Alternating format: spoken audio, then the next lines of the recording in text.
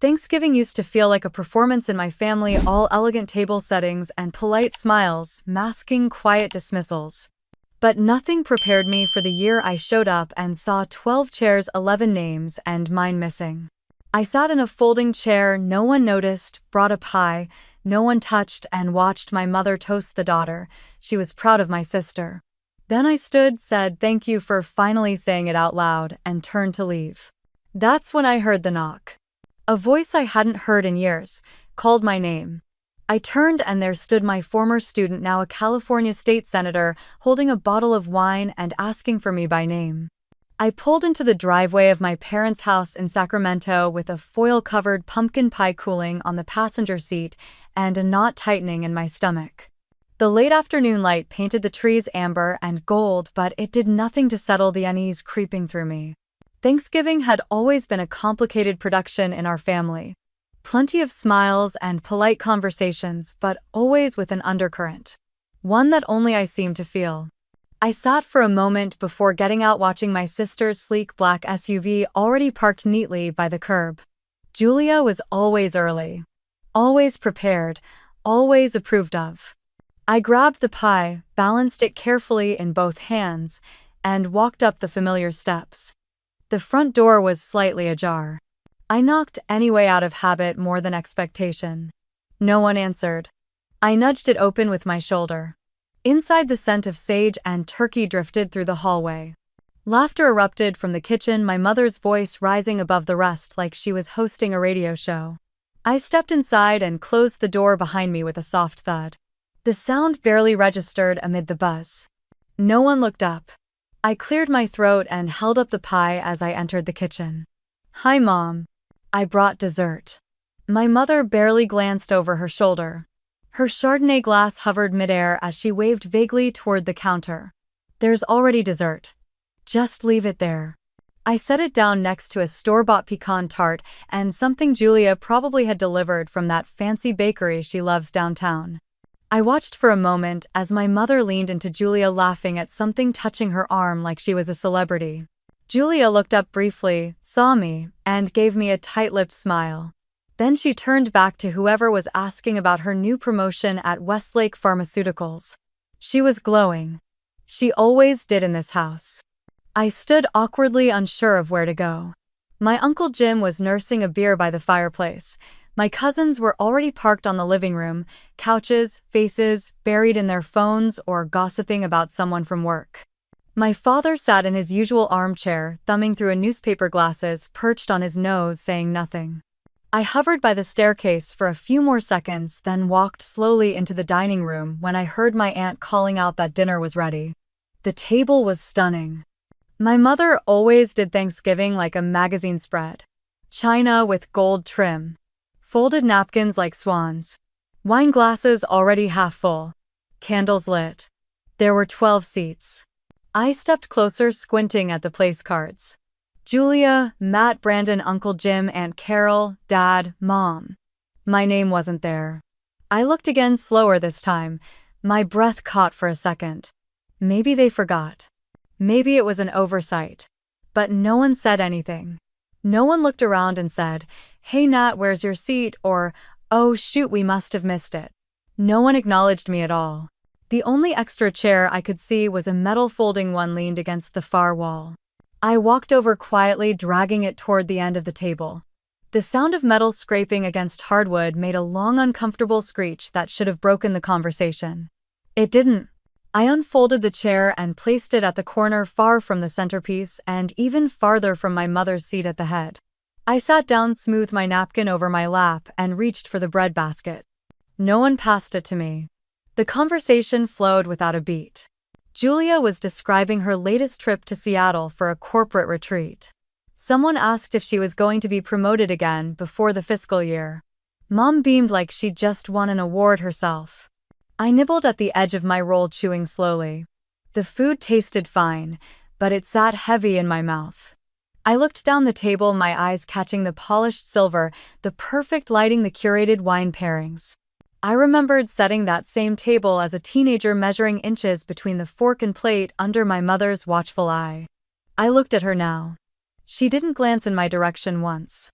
My father finally spoke, asking Julia how Brandon was doing in middle school. Julia launched into a monologue about STEM club and leadership seminars. Everyone listened like it was a TED Talk. I pushed a green bean around my plate. My hand brushed the pie dish I had brought in earlier, now exiled to the sideboard behind me. Untouched. The weight in my chest was familiar. It pressed down slow and steady. I'd felt it before many times. At birthday dinners when only Julia's achievements were toasted. At Christmas when my gifts were practical and hers extravagant. Even at my own graduation dinner, which was shortened because Julia had a brunch to attend the next morning. I forced a smile and took a sip of water, the glass shaking slightly in my hand. My fork clinked against the plate louder than I intended. Still no one looked up. The chair beneath me felt colder than the rest. Maybe it was. Maybe that was the point. I sat quietly invisible and waited for the part I hated most. The toast. My mother stood slowly, raising her wine glass with a polished smile, the kind she wore when hosting or when she was about to say something performative. The room settled around her like it always did. Forks lowered. Conversations paused. Even the candles seemed to flicker more quietly. She looked down the table, eyes lingering on Julia. "Let's raise a glass to someone who has made us all proud this year," she said. "A woman who balances career and motherhood with grace. Who just landed that big promotion at Westlake and still makes time to bring the best cranberry chutney. My daughter Julia." Applause broke out. Not thunderous, but enough to feel rehearsed. I glanced down at my plate, forcing my face to remain neutral as Julia waved a hand like it was all so embarrassing. She wasn't embarrassed, she was glowing.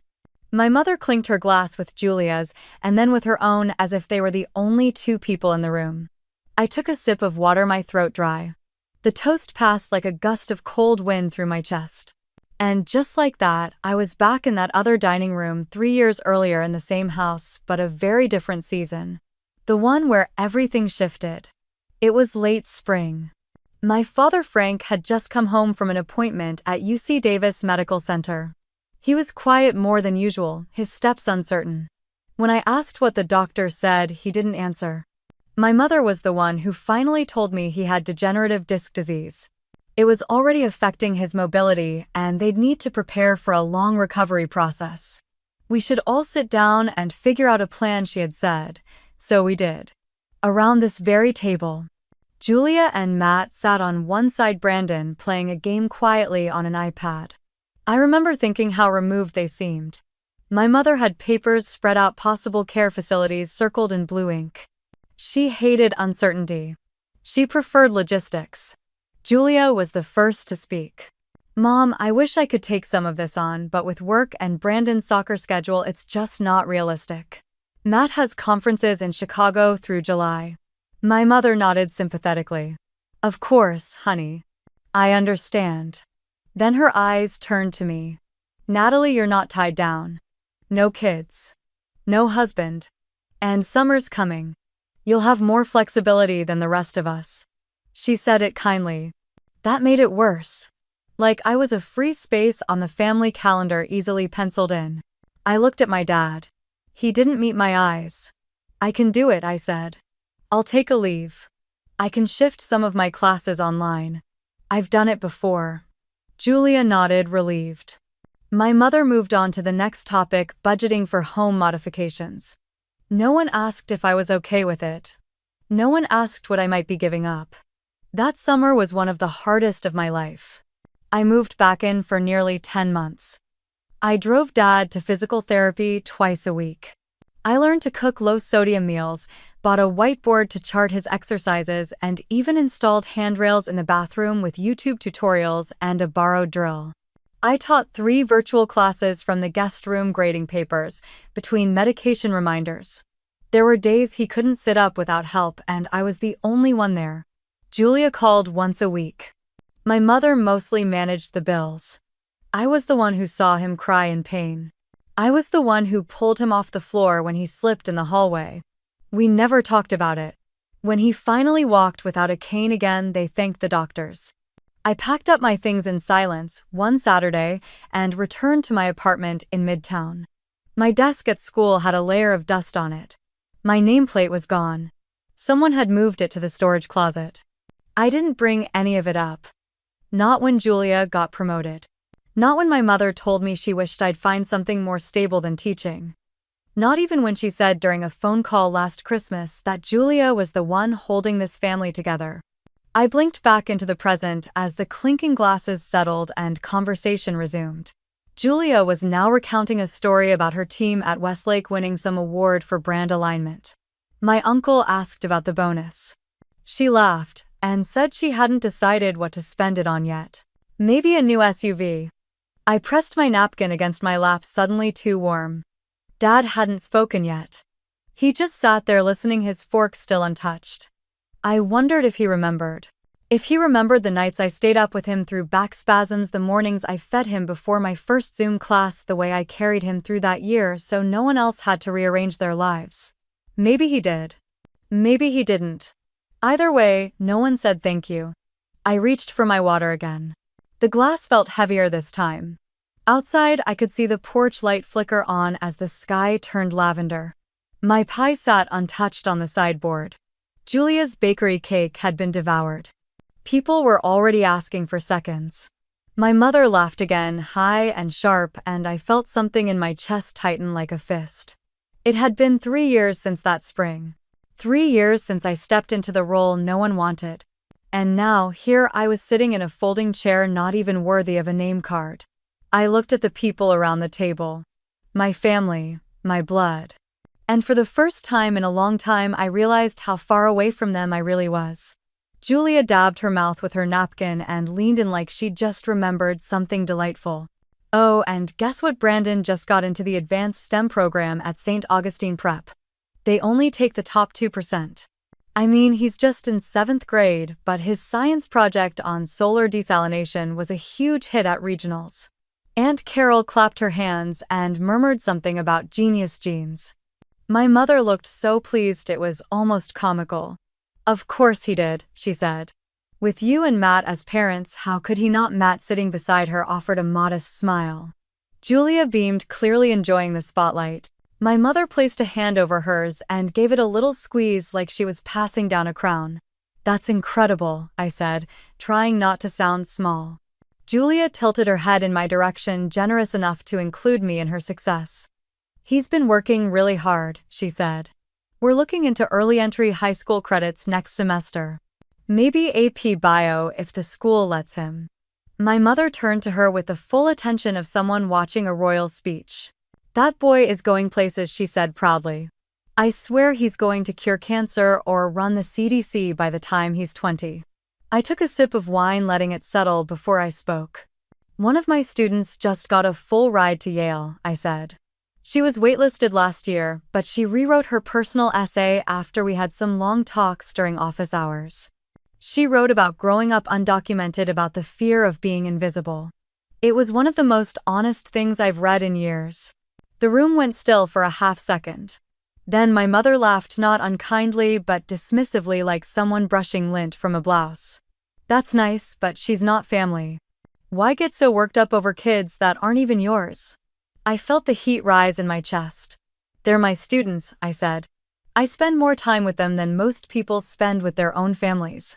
They matter. Julia was already refilling her wine glass. Well, sure, but there's only so much you can do. Some kids just make it because they're wired that way. I looked at her, trying to find a crack in her polished confidence. I found none. It's not wiring, I said, it's effort. It's someone telling them they're worth something. My mother waved her hand like she was brushing away a fly. You always get so intense about these things. You pour yourself into everyone else, and then act surprised when you're exhausted. I wasn't surprised. I was tired. There's a difference. I looked at my father sitting silently across the table. He was slowly cutting into his turkey, eyes focused on his plate like it held the answer to world peace. Dad, I said gently, do you remember when I brought home that essay about income inequality, the one that won the district award? He looked up for a second, blinked, then nodded slowly. Yes. You hung it on the fridge, I think. I did. You took it down after a week to make room for Julia's wedding photos. He said nothing. The silence clung to the edges of the table like fog. I folded my napkin in my lap to give my hands something to do. Mom turned to Julia again, smiling brightly. "And how's Richard adjusting to the new role? Roosevelt High is a big step up from where he was." "He's doing great," Julia said. "The staff loves him. He's implementing a new discipline policy that's gotten a lot of praise from the district." "That school needed a strong male leader," my mother added. "Someone who isn't afraid to hold kids accountable." My throat tightened. I knew Roosevelt High. I knew what the students looked like. Mostly Black and Latino. Mostly low income. I knew what accountable meant in those contexts. I also knew that no one at the table cared. I didn't say any of that. Instead, I asked, "Is he the same Richard who suspended 3 girls for organizing a protest over the dress code last fall?" Julia stiffened. "That's not fair. He was just following the rules." "It got blown out of proportion online." I nodded slowly. "Of course it did." My father reached for the potatoes, still quiet. "No one asked how my semester was going. No one asked how my class on systemic bias in education was received, or that I'd been invited to speak at a state educators conference in February. I might as well have been furniture." I excused myself quietly and stepped out onto the back patio. The air was crisp, almost sharp, and the sky had deepened into that navy blue that only lasts a few minutes before night takes over completely. Inside, I could hear laughter again. Julia's voice high and sure. My mother responding with admiration that she never wasted on me. The house glowed from within, warm and full of people who had already decided what mattered and who didn't. I stood in the dark watching the outlines of my family through the window. And I wondered, not for the first time, what it would take for them to see me. I came back inside through the sliding glass door, the cold still clinging to my sleeves. No one noticed I'd been gone. Julia was passing around her lemon tart, Mom was pouring another round of wine, and Dad had disappeared from the table. I quietly made my way toward the stairs, telling myself I just needed a break. A few minutes upstairs. A moment of silence that didn't make my skin crawl. The hallway still smelled faintly like lavender and lemon polish. My old bedroom door was slightly ajar. The room hadn't changed much. The same twin bed, now perfectly made with a neutral beige comforter. The desk had been cleared, my old books packed away. A guest room now. Or maybe just a room no one entered. I opened the closet to grab the jacket I'd left hanging when I arrived. It wasn't there. I frowned and checked the dresser. The top drawer held a few random hangers, some holiday linens. The second was filled with extra candles and old chargers tangled like seaweed. When I pulled open the bottom drawer, something slid forward. A thick white envelope tucked beneath a stack of unopened mail and coupons from last fall. It was sealed, but the edges were softened like it had been handled more than once. My name wasn't on it. But my father's was. Frank Pierce, written in neat, deliberate handwriting. I turned it over. The return address was Los Angeles. Camila Reyes. I sat on the edge of the bed, suddenly unsteady. Camila. I hadn't seen that name in years. I hesitated, then opened the flap carefully, like it might fall apart if I moved too fast. Inside was a single sheet of paper. Not typed. Written by hand in deep blue ink. The date in the corner read the 10th of September 2025. Dear Mr. Pierce, I hope this letter finds you well. I know it might seem strange to hear from someone you've never met, but I felt it was important that I write to you. Because your daughter changed my life. My name is Camila Reyes. I was one of Natalie's students at Roosevelt High back in 2005. I was the girl who nearly got expelled for writing an essay about gender discrimination in our school's policies. Your daughter stood up for me when no one else would. She fought quietly, persistently, and at personal cost. Because of her, I stayed in school. Because of her, I got a scholarship. Because of her, I believed I was worth something. I'm writing to you today as the newly elected state senator for California's 9th District. I wanted you to know that the person you raised has left a mark on this world far greater than any newspaper headline or award could capture. She saw me when I was invisible. She gave me dignity before I knew how to claim it myself. If you speak to her, please tell her thank you. If she ever wonders whether the work she does matters, let her know it does. Let her know she changed someone's future. With deep gratitude, Camila Reyes, I stared at the paper, the lines blurring slightly as tears welled in my eyes. I read it again and again. Each word hit with the kind of force that made your chest feel both cracked open and full at the same time. He kept this. He didn't throw it away. He kept it. But he never told me. Why? I sat there for several minutes, the letter resting on my knees. I could still picture Camila, 15 years old, her dark eyes sharp with questions she wasn't afraid to ask, her words too big for the walls of our classroom. I remembered the day she came to me after being pulled into the principal's office for what they called inflammatory writing. I remembered walking into that office, sitting down beside her, and refusing to leave until someone listened. She never forgot. I had no idea. The ache in my chest was different this time. Not bitterness. Not frustration. It was something closer to awe, and underneath that a small sliver of pain. Because my father had held onto this piece of me, this proof that I had done something good, and said nothing. Maybe he was waiting for the right moment. Maybe he didn't know how. Or maybe, like me, he was used to letting things go unspoken. I folded the letter back into its envelope and tucked it into my coat pocket. Downstairs, I could hear chairs shifting, the clink of silverware. Probably time for dessert. I took one more glance around the room, the place that had once been mine, and then turned off the light. As I descended the stairs, I caught my reflection in the hallway mirror. I looked tired, but something in my face had settled. They didn't see me. Not yet, but someone had. And that changed everything. The dessert plates were already being passed around when I returned to the dining room. The lemon tart Julia brought had been sliced with surgical precision, each portion resting on Mom's fine china like it had been plated at a restaurant.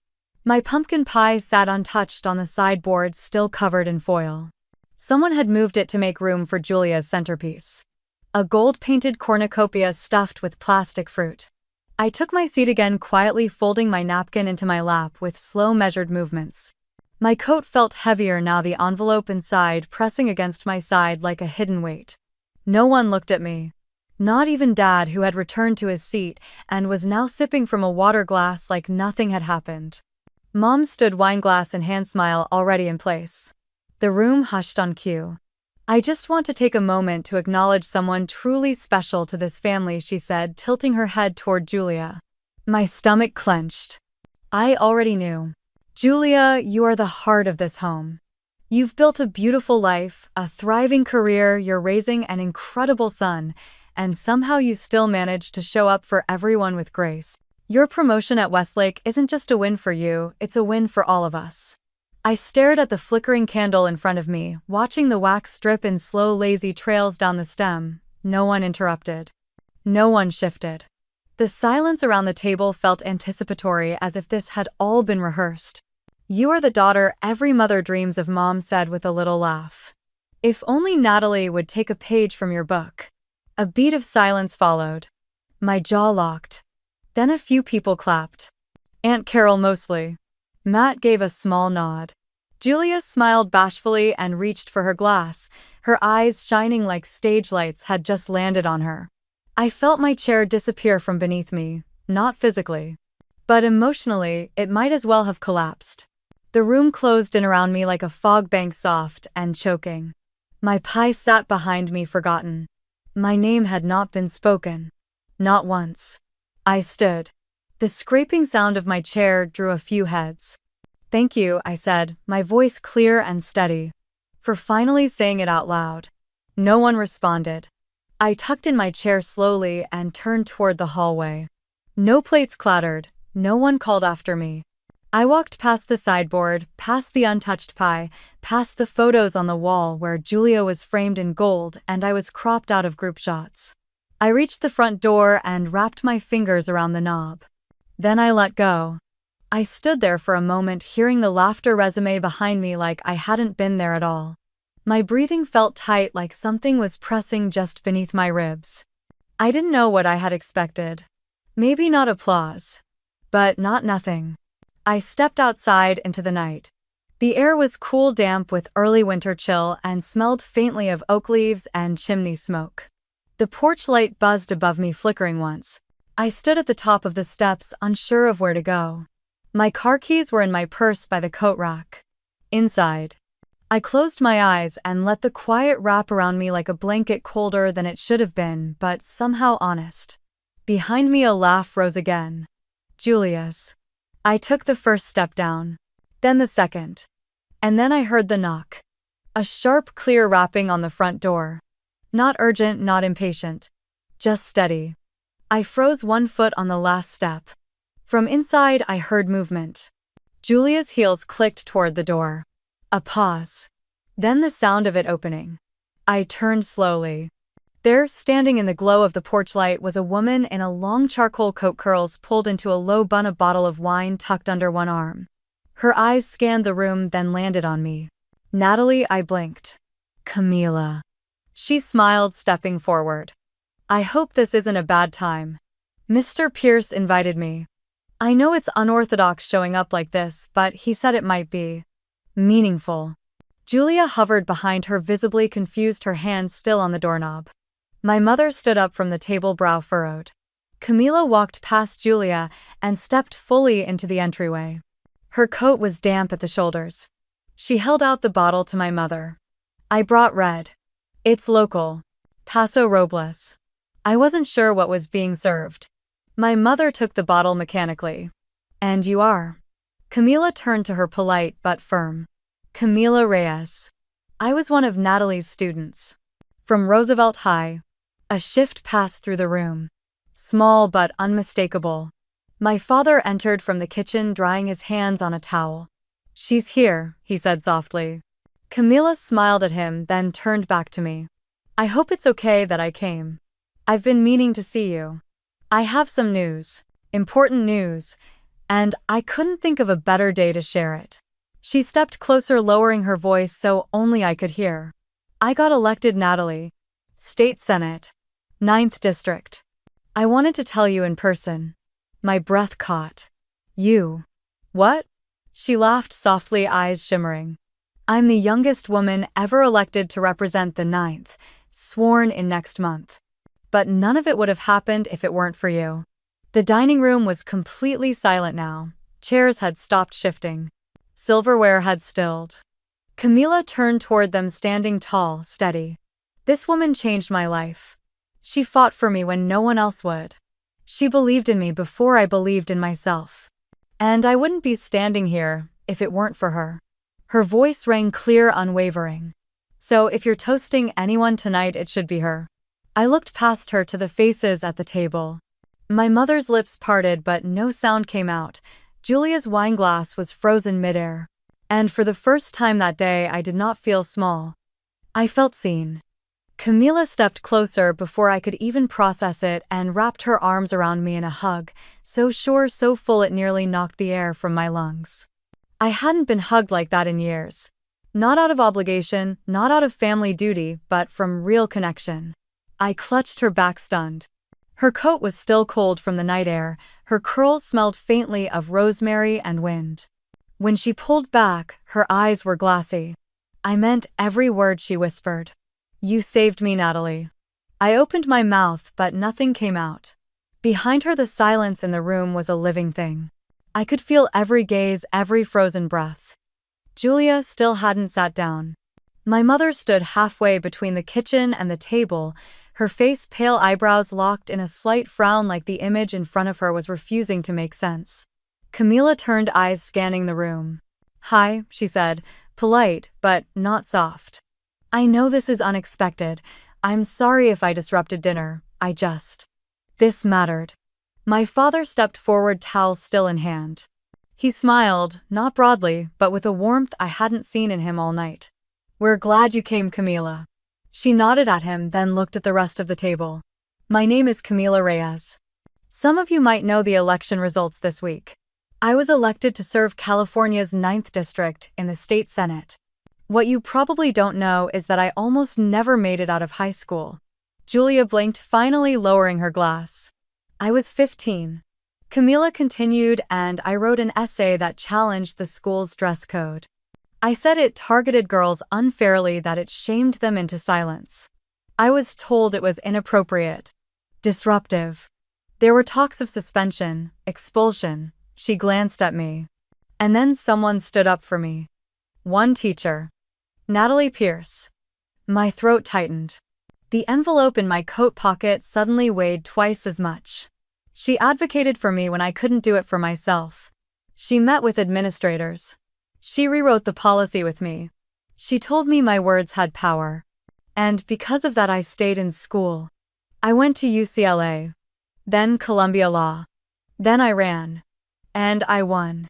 She smiled, not proud, not smug. Grateful. This woman changed my trajectory. I'm not here to embarrass her. I just thought you all should know the truth about the kind of person she is. No one spoke. Camila turned back to me, gently touched my arm, and I never forgot. My mother cleared her throat. The sound was sharp in the stillness. That's very impressive, she said, forcing a small smile. I'm sure your parents must be proud. Camila tilted her head. They didn't want me to run, actually. They said politics was dangerous. Especially for someone like me. But Natalie believed in me before I had any credentials, any degree, any backing. She saw potential when everyone else saw a problem. Julia shifted in her chair, her eyes darting between me and Richard, who stared down at his plate like it might offer an escape hatch. My father stepped closer to Camila. I remember the letter, he said quietly. Thank you for writing it. Camila's face softened. I meant every word. Mom's smile had tightened. Her grip on the wine glass was visibly firmer. Well, she said, maybe we should all sit down again. Let's not let dessert go to waste. Camila shook her head gently. I actually didn't come to eat. I just wanted to stop by. To thank Natalie in person, and to give her something. She reached into her purse and pulled out a folded invitation card. Swearing-in ceremony is December 3rd downtown at the Capitol. I want you to come. Front row. She handed it to me. And I want you to stand with me when I take my oath. Because none of this happens without you. I took the card with trembling fingers. My name was written inside under a formal heading embossed in silver ink. It felt surreal. Like being handed a mirror and finally recognizing the person staring back. I swallowed hard. Thank you, I said softly. I don't know what to say. Camila smiled. You don't have to say anything, just show up. You've already done the rest. She turned toward the door, then paused. Congrats on the pie, by the way. The smell alone almost made me stay for seconds. A few people chuckled. But it wasn't the kind of laughter that erased tension. It was the kind that tried to fill a void. Camila opened the front door. The cold rushed back in, curling around our ankles. She looked at my mother, then at Julia. Nice to meet you both. I'm sure you're very proud. Julia gave a shallow nod. My mother pressed her lips into something resembling a smile. And just like that, Camila was gone. The door closed with a soft click. I stood there, card in hand, as the sound of her words echoed inside me louder than any toast I'd ever been given. At the far end of the table, Dad sat back down slowly, his eyes on me now. Really on me. Julia picked up her fork. Mom sipped her wine. No one said a word. I turned to the sideboard, uncovered the pie, and calmly placed it in the center of the table. Then I sat down and waited. No one reached for the pie. The room sat in a strange kind of stillness, the air heavy with something no one wanted to name. My mother stirred her wine with slow, deliberate circles. Julia smoothed the napkin on her lap, even though it wasn't wrinkled. Richard kept his eyes fixed on a spot just to the left of the candle centerpiece. Camila's name still lingered in the air, weighty and undeniable. I cleared my throat gently, not to speak, but to mark the moment. And then Julia did the one thing I didn't expect. She looked at me. So, she said, how exactly did you know Camila? You said she was one of your students, but I don't remember you ever mentioning her before. I rested my fork on the edge of my plate. She was in my junior civics class. Back in 2005. Roosevelt High. Julia nodded slowly, then glanced at Richard. That was when you were assistant principal there, right? Richard stiffened. Briefly, he said. Only for a year. I studied him. His voice had that clipped edge he used when he was trying to stay in control. I'd heard it before at family gatherings when someone brought up charter school funding or teacher strikes. He liked being the one with answers. Camila wasn't exaggerating, I said. She wrote an essay critiquing the school's policies, especially the dress code. She said it unfairly targeted girls and sent the wrong message about their bodies. I looked straight at Richard. She was pulled into your office for it. He raised his chin slightly, lips tightening. That essay stirred up a lot of noise. There were concerns about tone, about the appropriateness of the content for a school-wide platform. You suspended her, I said. 3 days, and tried to recommend expulsion. For an essay, Richard shifted in his chair. I followed protocol, he said evenly. The guidelines for student publications were clearly defined. There were rules. I leaned forward. And sometimes the rules are wrong. Julia spoke up, her voice thin.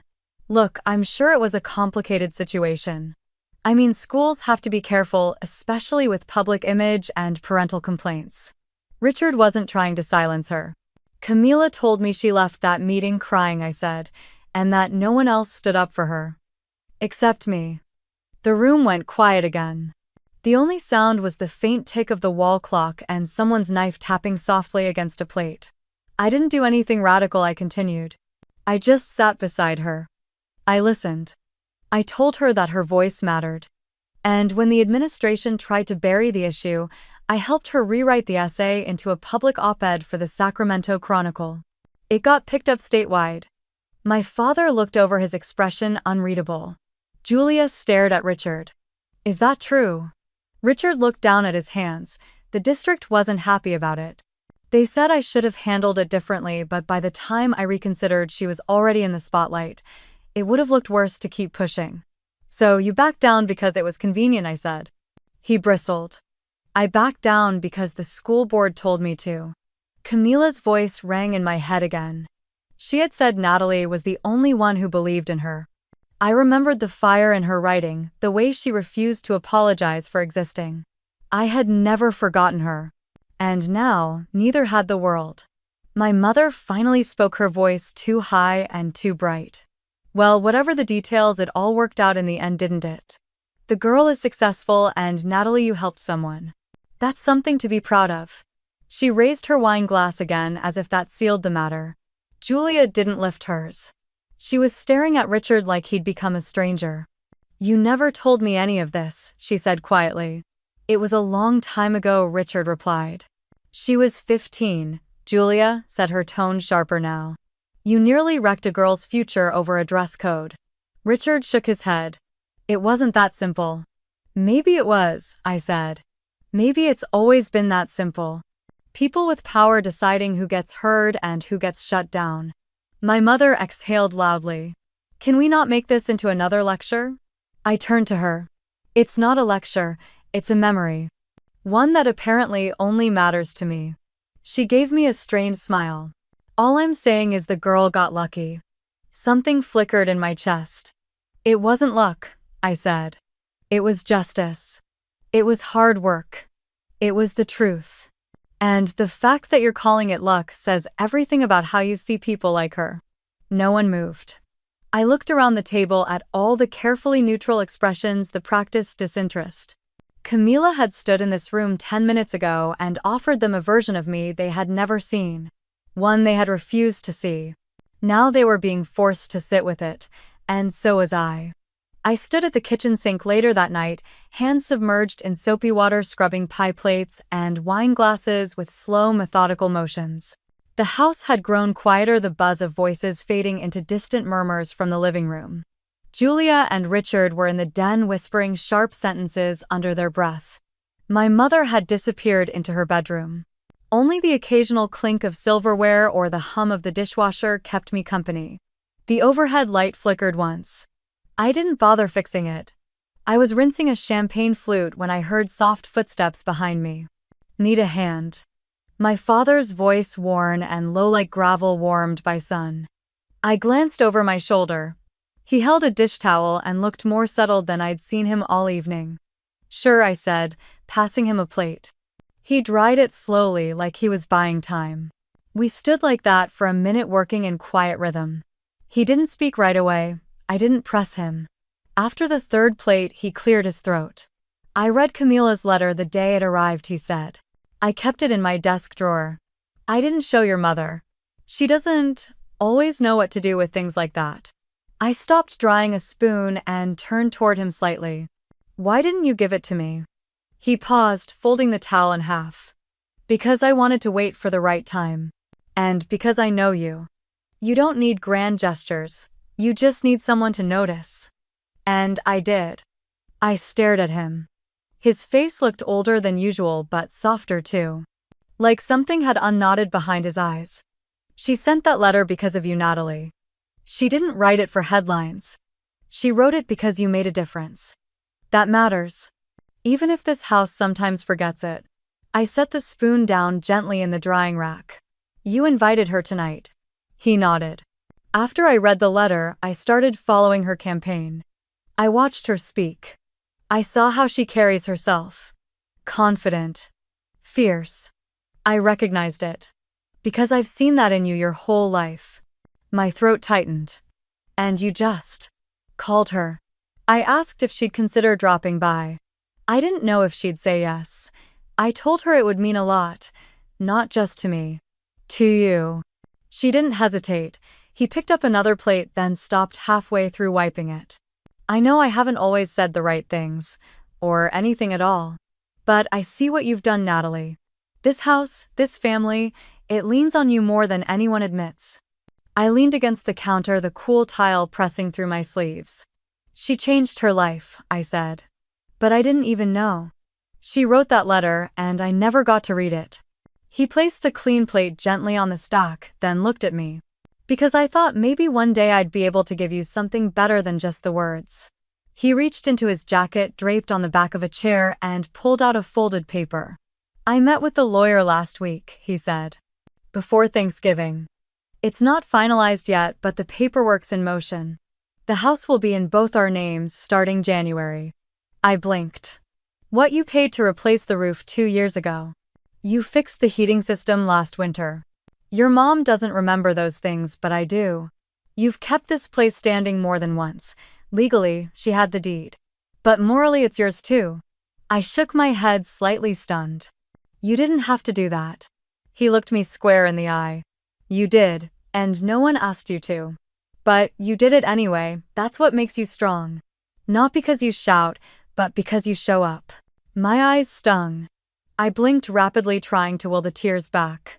I don't need a name on paper, Dad. He gave a soft laugh. Maybe not. But I do. We stood there in silence, surrounded by steam and dishwater and the scent of lemon soap. For the first time in a long while, I felt something inside me loosen. Like a rope finally slackening after years of tension. Thank you, I whispered. You deserve to be rooted somewhere, he said. Not just in responsibility, but in name. In history. The faucet dripped softly. The dishwasher beeped as it finished its cycle. He picked up another glass, then looked at me again. You're the quiet one, Nat. But I hear you now. I just wanted you to know that. I nodded, biting the inside of my cheek to keep from crying. A piece of me, one that had been frozen solid for years, finally began to thaw. I poured myself a glass of water and stepped quietly out of the kitchen. The hallway stretched ahead like a tunnel, dimly lit carpet soft beneath my feet. The living room had mostly cleared out. Dad was still at the table sipping tea, Richard and Julia nowhere in sight. My mother's door was cracked open. I meant to pass it. I really did. But then I heard my name. You have to talk to him, Julia. You have to stop your father before he makes a mistake we all regret. My feet froze. Mom's voice was sharp, barely a whisper, but laced with urgency. I stayed still, holding my breath. The door wasn't fully shut, and her words slid through the gap like smoke. If he adds Natalie to the deed, I lose everything. You understand that, right? There was a pause. Julia's voice came next, lower, more tired. It's not about losing anything, Mom. It's about being fair. She's helped with everything around this house for years. She's paid for things you don't even remember. I do, Dad does. That's not the point, my mother said quickly. Once her name is on that house, it's no longer mine. I built this home. I kept it up when your father was laid up after surgery. I managed everything. I'm the one who made this place a home. You weren't alone, Julia said. Oh please. You think Natalie's sacrifices compare to mine? She's never had to raise a child. She's never had a husband to look after. She doesn't understand what real family responsibilities are. My throat tightened. I stepped closer quietly, slowly, staying just outside the line of sight. She's been responsible for all of you, I wanted to say. Julia sighed. Mom, you're not being fair. You're siding with her. I'm not siding with anyone. I'm just tired of pretending she hasn't held this family together more than once. There was a longer pause. You remember Roosevelt? Julia asked. When Richard was almost fired, it was Natalie who rewrote his referral letter. She called in favors. That's the only reason he got the job at Crest Hill. She never told anyone. Not even me. I found out through his old admin assistant. If she hadn't stepped in, your perfect son-in-law would have been out of education for good. That wasn't her place, my mother snapped. It became her place the moment no one else would do it, Julia shot back. A silence followed. Then my mother's voice again, soft but cold. She thinks she deserves this house. After all I've done, she thinks she's owed something. She doesn't think she's owed anything, Julia said, quieter now. But that doesn't mean she deserves nothing. There was a brittle edge in my mother's next words. She's not like you. She never has been. She doesn't belong in this family the same way. The finality of it was so matter-of-fact, so clean that it sliced through me like ice. I leaned against the wall, the water glass in my hand trembling slightly. I should have walked away. I should have turned, gone back to the guest room, locked the door, and buried my head under a pillow. Instead, I stayed. Because I needed to hear it. I needed confirmation that it wasn't all in my head, that the coldness I'd felt for years wasn't imagined. That the absence of affection, of recognition, of simple kindness hadn't been a misinterpretation. It had been policy. And now it was clear. I wasn't a daughter in her eyes. I was a threat. I slipped down the hall before they could hear me, retreating to the guest room, shutting the door behind me softly. I placed the water glass on the nightstand and sat on the edge of the bed, my fingers pressing into the quilt that Mom had sewn back when I was in high school. The stitches were neat. Uniform. Detached. The room was silent. My own breath echoed in it. And for a long moment, I just sat there, letting the weight settle. Not anger, not even grief. Just clarity. I finally understood why all those years had felt so uneven. Why my wins never landed. Why my failures were magnified. Why I was always the one standing at the edge of the family portrait, smiling just enough to not be cropped out. She had never planned to include me. Not really. I was a supporting character in her script, someone she allowed to appear when convenient, someone she dismissed when the spotlight turned elsewhere. And Julia. Julia had known. Maybe not all of it. But enough. Enough to carry guilt. Enough to speak the truth behind closed doors, but never at the table. I looked at my reflection in the guest room mirror. My face was still, pale. But something in my expression had changed. I didn't want revenge. I didn't want their apologies. I just wanted to stop needing them to be different. I got up, walked to the small dresser, and pulled open the bottom drawer again.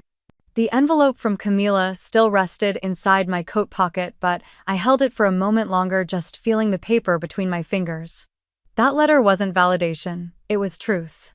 I didn't need my mother to believe in me anymore. Someone already had. Someone who had risen from the margins and remembered who helped her climb. I stood by the window, the stars faint behind the haze of suburban streetlights. And for the first time, I didn't feel alone in this house. Not because it had changed, but because I had. The porch was quiet except for the creak of the wooden swing and the distant rustle of wind through the pines lining the street.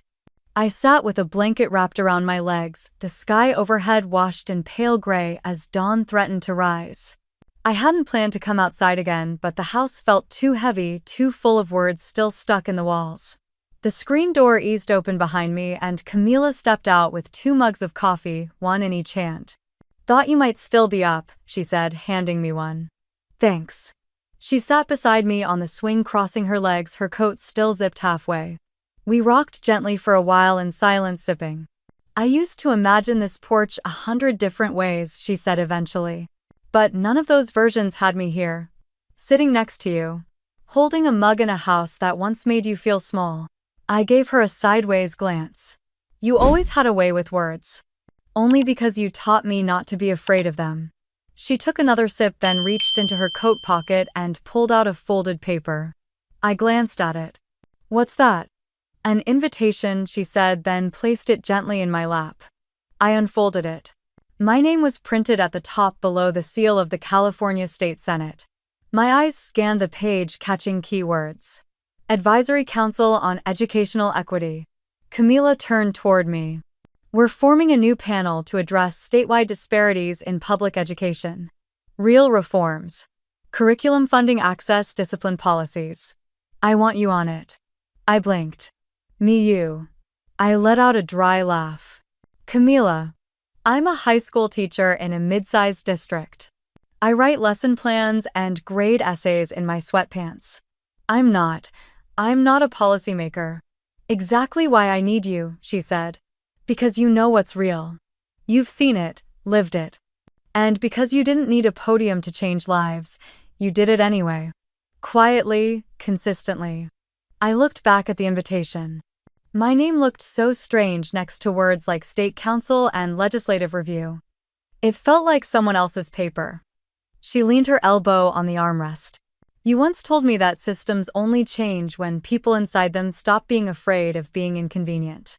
I don't remember saying that. You did. Right after I got my first rejection letter from UCLA. You told me to write them back. Not to beg. To clarify. To remind them who they were overlooking. I remembered now. She'd brought the letter into my office, her hands shaking, her mouth tight. I had told her rejection wasn't always the end.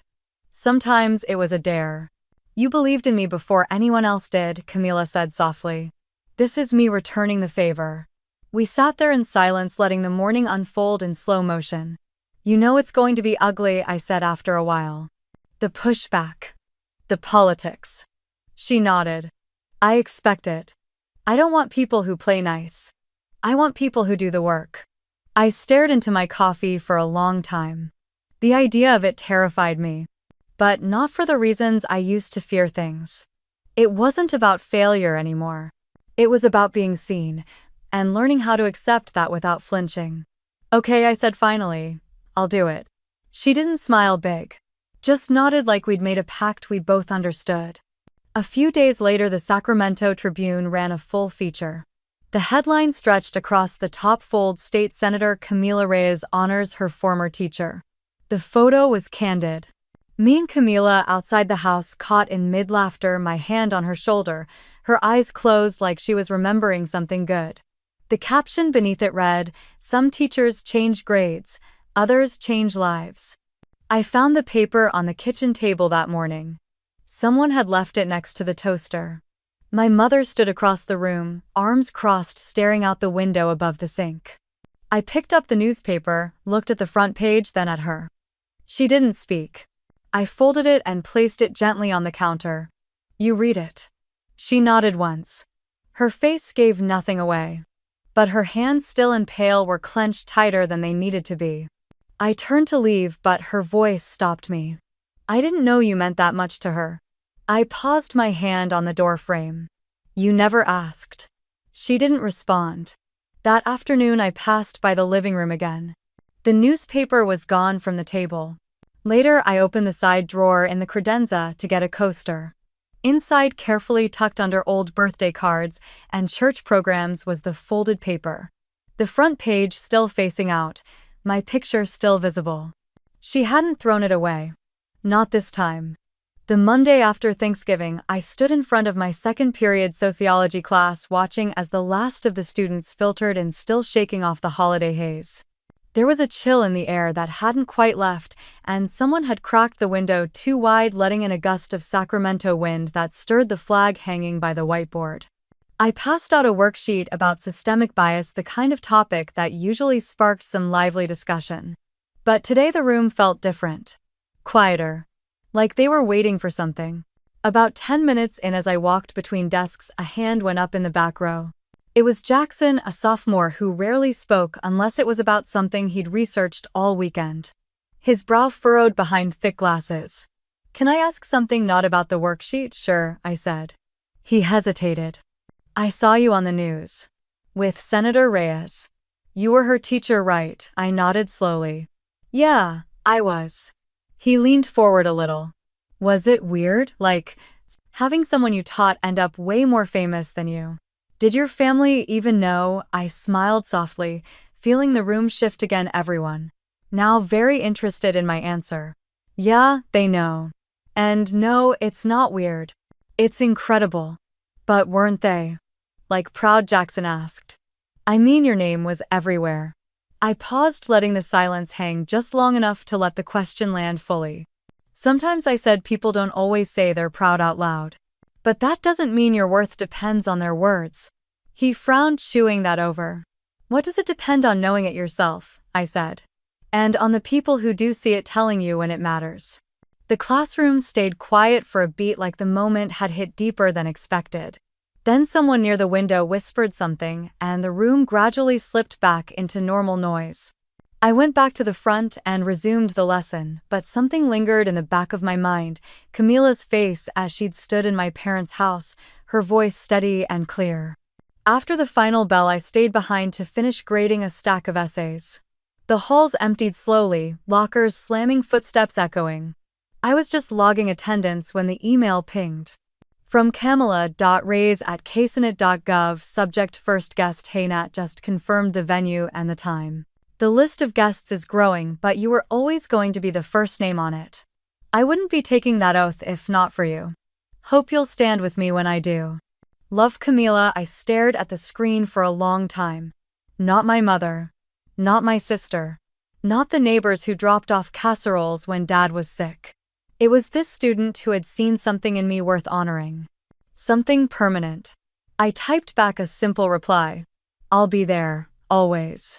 I shut down my computer, the hum of the fluorescent lights overhead humming like distant applause. As I drove home, the sky over Sacramento was painted in shades of lavender and rose.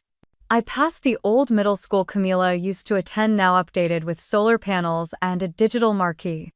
I couldn't help but wonder how many girls sat in those classrooms now, wondering if their voices mattered. I got home just after sunset. The house was quiet.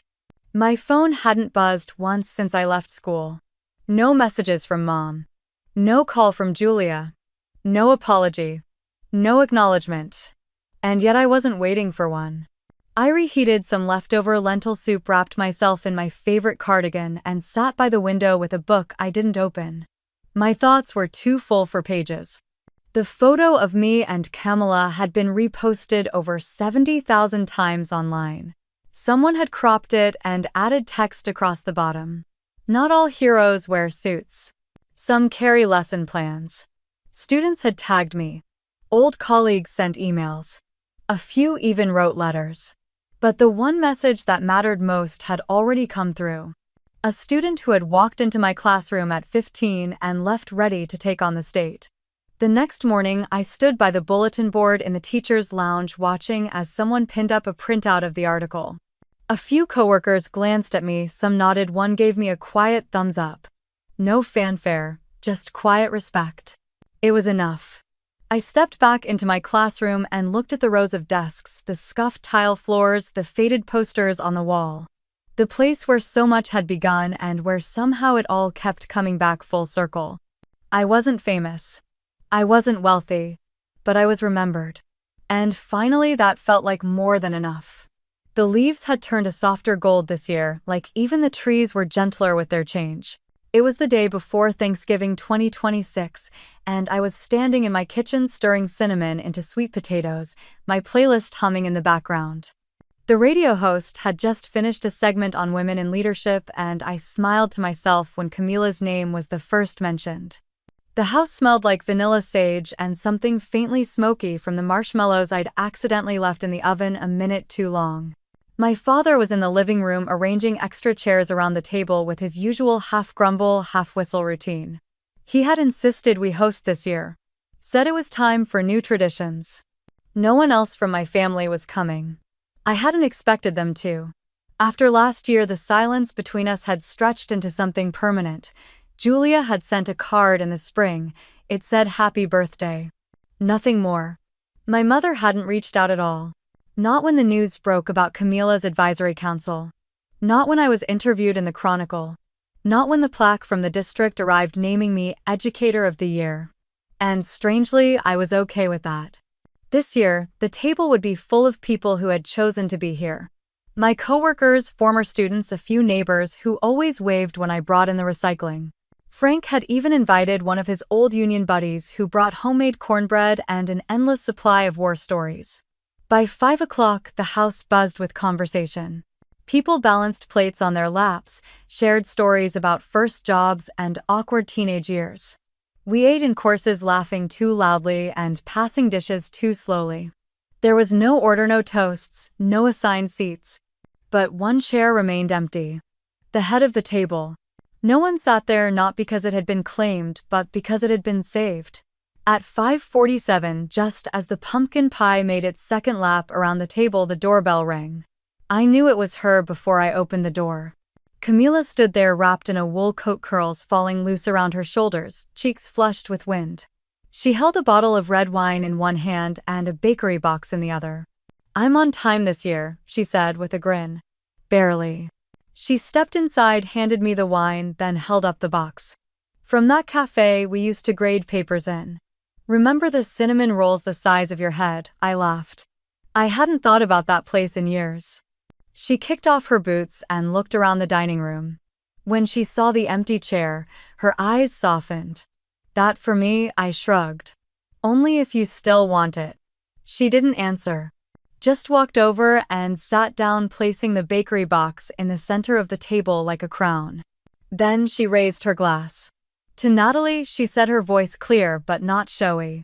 "The one who saw potential where others saw problems. Who made space for people like me long before anyone thought we deserved one. You taught me to speak up. You also taught me when to listen." Everyone followed their voice as a chorus. "To Natalie." I didn't cry. I didn't duck my head. I just smiled, let the warmth wash over me, and took a sip. Dinner went long. People stayed late.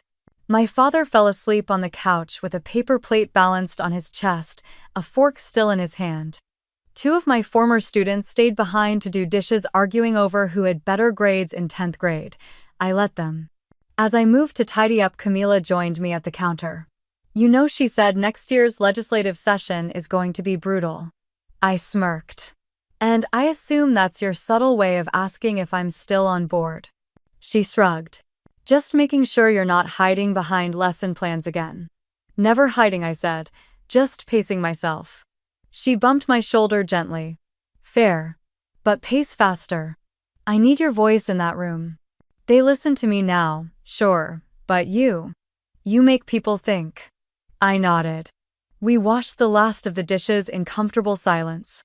Later that night, after everyone left, I sat back at the table. The room was quiet again, the candles melted low. The head chair, the one I never used to sit in, now felt natural under me. Not like a throne. Like home. I reached into my pocket and pulled out a folded napkin with a smudge of cinnamon and a note scribbled in the corner. One of my students had written it during dinner. "Thanks for being the kind of adult I hope to become." I set it beside my plate, my heart full. The next morning, the Tribune printed a photo from the event. Camila and I in my kitchen, aprons on, cinnamon dust on the counter, both mid-laugh. The headline read, "Not every Thanksgiving has a throne, some just have a chair." Saved with intention, I clipped the article and taped it to my fridge. Next to it was a postcard from a student I'd taught back in 2012. She now worked as a civil rights attorney in Chicago. Another girl who once believed her voice didn't matter. I made breakfast. Simple eggs and toast. Opened the back door to let in the cool morning air. And as I sat down with my coffee, I realized I didn't need a house full of validation. I didn't need my mother's praise or my sister's recognition. I had my chair. And for the first time in my life, it had my name on it. If you've ever felt like the one in the background, the helper, the quiet supporter whose work was taken for granted, I want you to know you are not alone. There are so many of us who've carried more than we should loved without thanks and built spaces for others without asking for anything in return. If you've ever been a Natalie, I invite you to share your story. And if you know someone like Natalie, share this video with them. Let them know they are seen. Let them know they deserve their seat too.